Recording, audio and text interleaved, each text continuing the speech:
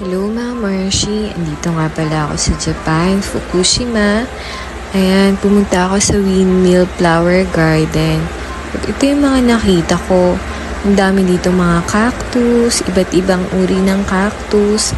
At meron din iba't ibang uri ng halaman galing Pinas.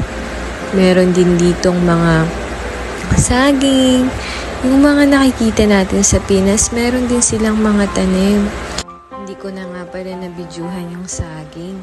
Ang lalaki ng saging at saka may papaya din. Ayan, meron sila dito isang lugar na napakaraming flower. Ayan, flower garden nga pala to, mga Marcy. May windmill din. Ayan, may maliliit din siyang mga bulaklak.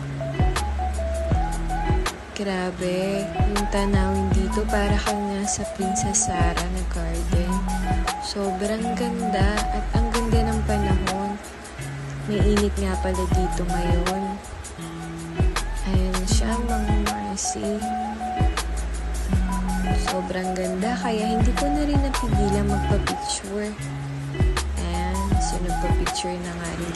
Ayun mga Marcy, ang dami kong try mag-picture dyan.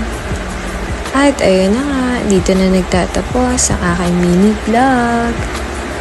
Bye mga Marcy! Hanggang sa muli!